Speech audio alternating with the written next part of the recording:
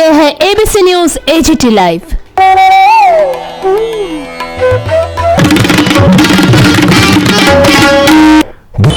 7 তারিখ থেকে গত মাসে এই গণ অবস্থান মঞ্চ শুরু হয়েছিল। উদ্দেশ্য রাজ্যবাসীর এখন অব্দি মোটামুটি জানা, তবুও কিছু একটা না বললে না হয়, সেটাই বলবো। 2রা অক্টোবর আমাদের 10,323-এর 3টে সংগঠন যখন রাজ্যের মাননীয় মুখ্যমন্ত্রীর সঙ্গে আমরা দেখা করি,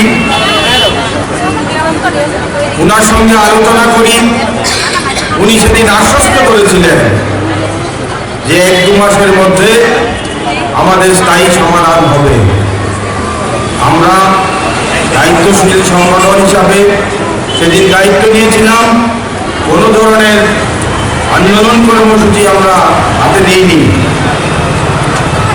কিন্তু দুর্ভাগ্যের হলো সত্যি রাজ্যের মাননীয় মুখ্যমন্ত্রী ওনার দেওয়া যে প্রতিশ্রুতি, সেই প্রতিশ্রুতি পালন করেননি। তারই ফলশ্রুতি হলো এই গণ অবস্থান। আমরা যারা শিক্ষক, আমরা বিশ্বাস করি যে গণতান্ত্রিক পদ্ধতিতে এই আন্দোলন করলে হয়তো রাজ্যের যিনি সরকার প্রধান আছেন ওনার ঘুম ভাঙবে, উনি এই সমস্যার সমাধানে এগিয়ে আসবেন। সেই কথাটা মাথায় রেখেই আমরা গত মাসের 7 তারিখ থেকে এই আন্দোলন শুরু করেছিলাম।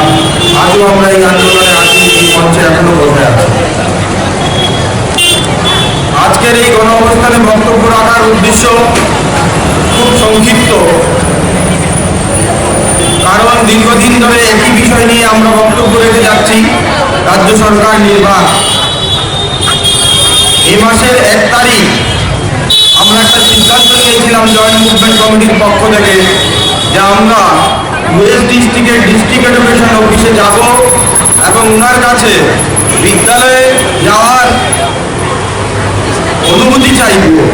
সেই পরিপ্রেক্ষিতে আমরা যাই, 9 জনের সদস্য গিয়ে ওনার সঙ্গে দেখা করি, ওনাকে জিজ্ঞেস করি যে আপনার কাছে আমাদেরকে যে টার্মিনেশন করা হয়েছে বা টার্মিনেট করা হয়েছে 31শে মার্চ 2020 সাল, আর কোনো কাগজপত্র আছে? উনি কোনো সদুত্তর দেননি। উনি বলেন আমার কাছে নেই। সেই বিষয়বস্তুটি আমরা রাজ্যবাসীর কাছে তুলে ধরার জন্য সেদিন গিয়েছিলাম। যে শিক্ষা দপ্তর আমাদেরকে বলছে আমাদেরকে টার্মিনেট করা হয়েছে, সেই শিক্ষা দপ্তর আমাকে একটা টার্মিনেশনের কপিও দিতে পারছে না। কি শিক্ষা দপ্তর, কি রাজ্য সরকার, কার দ্বারা পরিচালনা হচ্ছে, সেই বিষয়গুলোর উত্তর আমরা বুঝতে চাইছিলাম। তো যাই হোক, মাননীয় ডিস্ট্রিক্ট এডুকেশন অফিসারকে বলেছিলাম 5 দিনের মধ্যে আমার স্কুলে যাওয়ার ব্যবস্থা আপনি করুন, অন্যথায় 6 তারিখ কিন্তু আমরা ওয়েস্ট ডিস্ট্রিক্টের বিভিন্ন স্কুলগুলোতে জয়েন করতে যাব এবং হেডমাস্টার মহোদয় যদি আমাকে টার্মিনেশনের কপি না দিতে পারেন সেই ক্ষেত্রে কিন্তু আমি জয়েন করব। আর যদি আমাকে জয়েন করতে না দেওয়া হয়, আইনগত যা যা ব্যবস্থা নেওয়ার সেই ব্যবস্থাগুলোই আমরা নেব। এই কথাগুলো বলে চলে এসেছি আমরা। আজকে আমাদের বিদ্যালয়ে যাওয়ার কথা ছিল, আপনারা সবাই জানেন, কিন্তু গতকাল রাত্রিবেলায়, রাত্রি বললে ভুল হবে, সন্ধ্যা 7টা সাড়ে 7টা নাগাদ সোশ্যাল মিডিয়াতে একটা চিঠি ভাইরাল হয়। মাননীয় শিক্ষা অধিকর্তার সিগনেচার করা সেই চিঠি। তখন আমরা এই চিঠিকে পর্যালোচনা করি দেখি কি লিখেছেন উনি, কাকে লিখেছেন। উনি বিভিন্ন ডিস্ট্রিক্ট এডুকেশন অফিসারদেরকে এই নির্দেশিকা জারি করেছেন, আইএসদেরকে এই নির্দেশিকা জারি করেছেন। কপি করেছেন কাকে? মাননীয় শিক্ষামন্ত্রী, ডিএম, এসপি, প্রত্যেকটা পুলিশ থানাকে জানানোর জন্য বলেছেন। কি আছে সেই চিঠিতে? শিক্ষা অধিকর্তা সেই পুরনো গল্প বলে যাচ্ছেন। 2017 সালের যে টার্মিনেশন কপি আমাদেরকে দেওয়া হয়েছিল তা হয়তো রাজ্যবাসী জানেন না। যে ইউকে চাকমা মহোদয় ইলিগেলি সেই টার্মিনেশন লেটার দেওয়া হয়েছিল, তার কপিটা আজকে আমি আমার সঙ্গে নিয়ে এসেছি। আমি রাজ্যের মিডিয়া তথা রাজ্যবাসীর কাছে সেই কপিটাকে একটু দেখানোর চেষ্টা করব, যেন এনারাও বোঝেন এই যে রাজ্যের শিক্ষা অধিকর্তা মাননীয় শ্রী ইউকে চাকমা মহোদয়, উনি বসে বসে সব কিছু অসত্য তথ্য নিজেকে বাঁচানোর জন্য জনসমক্ষে তোলার চেষ্টা করছেন। এই সেই কপি, এক পাতার একটা কপি, তাতে দেওয়া হয়েছিল আমার একটা টার্মিনেশন, সঙ্গে এটার মধ্যেই দেওয়া হয়েছিল অ্যাডভোকেট অ্যাপয়েন্টমেন্ট। সে ছিল ওনার রাজনীতি করার প্ররোচনা। কারণ কোন কর্মচারীকে যদি টার্মিনেট করতে হয়, তার জন্য শিক্ষা দপ্তরের একটা গাইডলাইন আছে। মাননীয় ইউকে চাকমা হয়তো বা সেটা ভুলে গেছে, নিজের পিঠ বাঁচানোর জন্য যা খুশি লেগে একটা কাগজে চেপে দিয়ে দিচ্ছেন। সেই অধিকর্তা উনি যদি না পারেন ছেড়ে দিন, বাড়িতে বসে যান। আপনার মতন অনেক লোক আছে শিক্ষা দপ্তর চালানোর মতন। এই সেই কপি, যে কপিকে আমাকে টার্মিনেট করা হয়েছে। আমি এই মঞ্চে দাঁড়িয়ে ইউকে চাকমাকে চ্যালেঞ্জ ছুটছি যে আপনার এই টার্মিনেশন কপি আমি ছিঁড়ে ফেলে দেবো। আপনি সঠিকভাবে এই টার্মিনেশন দিতে পারেননি, আপনি আপনার দপ্তরের রুলস মানছেন না, আপনি বলছেন আইন মেনে চলছেন। এভাবে একজন কর্মচারীকে, রেগুলার কর্মচারীকে টার্মিনেশন দেওয়া যায় না। তাই বলছি 2017 সালে যে টার্মিনেশনটা দিয়েছিলেন উনি, সেটাই ছিল অসাংবিধানিক। অনৈতিকভাবে সেই টার্মিনেশন দেওয়া হয়েছিল, বাধ্য করা হয়েছিল।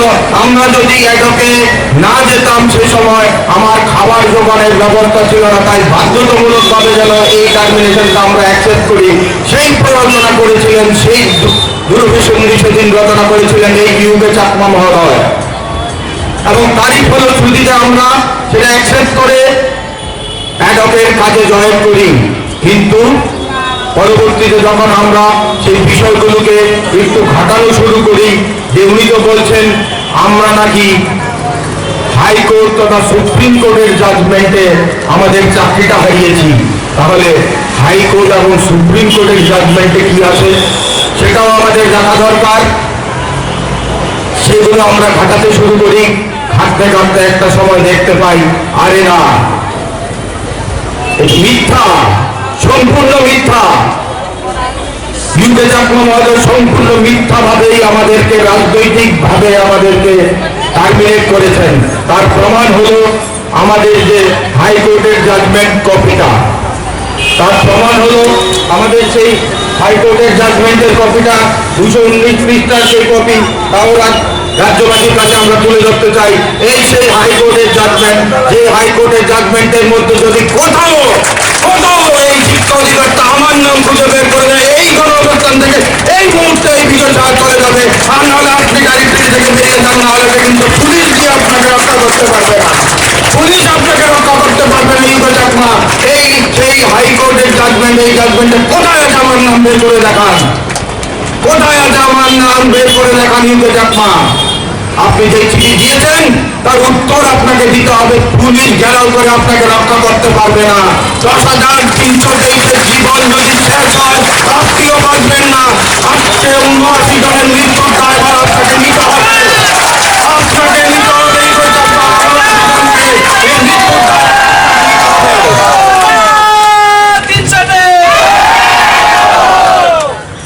তারপর বলছেন সুপ্রিম কোর্টের জাজমেন্ট, এই সেই সুপ্রিম কোর্টের জাজমেন্টে, সুপ্রিম কোর্টে যখন কেস চলছিল তখন ত্রিপুরা সরকারের একটা ডেইলি নিউজ পেপারে একটা খবর, একটা নোটিশ ছেপেছিলেন সুপ্রিম কোর্ট থেকে দেওয়া। এই নোটিশ, এই নোটিশের মধ্যে কোথায় আছে আমার নাম? ইউকে চাকমা বের করে দেখান যে আপনি বলছেন সুপ্রিম কোর্টে আমার চাকরি চলে গেছে। এই সেই কপি, এই সেই কপি আমরা তুলে ধরেছি। সেই কপির মধ্যে কোথায় আছে আমার নাম? যদি না দেখাতে পারেন তাহলে আপনি ছেড়ে দিন।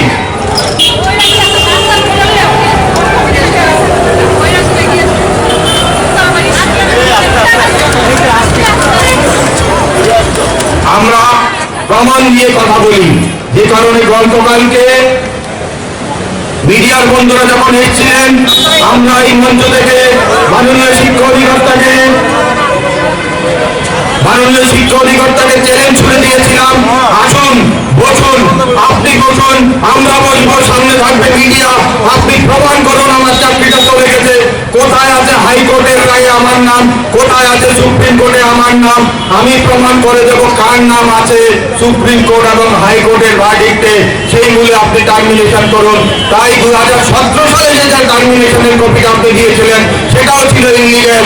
ত্রিপুরা সরকারের টার্মিনেশনের কতগুলো রুলস এবং গাইডলাইন আছে, সেই গাইডলাইনগুলো আপনি অন্ততপক্ষে মানেননি, সেটা আমরা বলতে পারি। কাউকে যদি টার্মিনেট করতে হয় 90 দিন আগে তাকে জানাতে হবে, যদি না জানান সেই ক্ষেত্রে তাকে 3 মাসের বেতন দিতে হবে। আমরা কি বলছি? কোথাও আমরা জেনেছিলাম? আমরা কি 3 মাসের বেতন পেয়েছি? পাইনি। আমরা কি বলছি? 2020 সালের 29শে মার্চ আপনি বলছেন আমাকে টার্মিনেট করে দিয়েছেন, অন্তত পক্ষে একটা কাগজ আপনি আমাকে দিতে পারেননি। এ কি অপদার্থতা, এ কি অপদার্থতা! অন্তত পক্ষে একটা কাগজ তো দিবেন। আরো ঘটনা আছে, অ্যাডকের কিছু গাইডলাইন ত্রিপুরা সরকারের আছে, মাননীয় ইউকে চাকমা জানেন কিনা জানি না, না হলে অ্যাডকের গাইডলাইনটা আপনার রুমে আপনার চেয়ারের উল্টা দিকে যে কাভারটা আছে সেই কাভারে আপনার বইটা রাখা আছে, সেটা একটু পড়ে নেবেন। আমি নিজে দেখে এসেছি সেই বইটা। সেই বইয়ের মধ্যে অ্যাডকের কিছু গাইডলাইন দেওয়া আছে। 1 বছর একটা অ্যাডককে আপনি অ্যাডক হিসাবে রাখতে পারেন, তারপরে যদি আবার কন্টিনিউ করতে হয় সেই ক্ষেত্রে 1 দিনের গ্যাপ দিতে হয়। আমাদের ক্ষেত্রে কিন্তু আমরা কন্টিনিউয়াসলি 23 মাস ধরে চাকরি করে যাচ্ছি অ্যাডকে, আপনি কোনোভাবে আমাকে টার্মিনেট করতে পারেন না। আমি একটা রেগুলার এমপ্লয়ের কাজ করছি এখন। সুপ্রিম কোর্ট কিংবা হাইকোর্ট আমাকে চাকরি দেয়নি, সুপ্রিম কোর্ট কিংবা হাইকোর্ট আমাকে চাকরি দেয়নি, সুপ্রিম কোর্ট কিংবা হাইকোর্টের চাকরি খাবার অধিকারও নেই। আমাকে টার্মিনেট করতে পারে না সুপ্রিম কোর্ট। সুপ্রিম কোর্ট কিংবা হাইকোর্ট কি করতে পারে? সুপ্রিম কোর্ট, হাইকোর্ট রাজ্য সরকারকে নির্দেশ দিতে পারে যে তুমি এদেরকে টার্মিনেট করো। তার মানে এই নয় তুমি সুপ্রিম কোর্ট আর হাইকোর্টের নির্দেশ বলে যা খুশি করে যাবে। আমরা তো রাজ্য সরকারের নিয়ম মেনে চাকরিটা পেয়েছিলাম, তাই না টার্মিনেট করতে হলে রাজ্য সরকারের যে টার্মিনেশনের গাইডলাইন সেই গাইডলাইন অনুযায়ী আমাকে টার্মিনেট করার কথা ছিল, কিন্তু মাননীয় অধিকর্তা মহোদয় সেটাও ভুলে পেয়েছেন।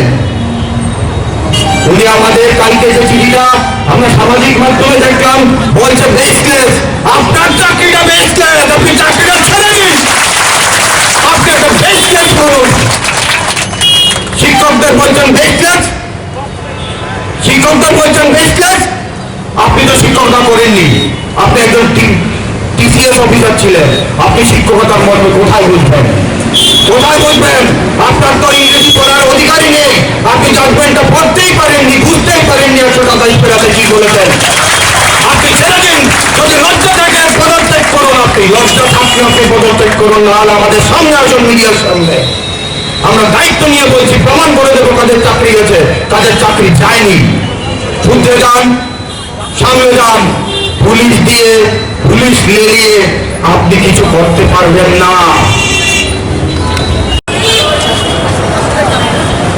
আজকে জয়েন্ট মুভমেন্ট কমিটির এই গণঅবস্থানের 31তম দিনে দাঁড়িয়ে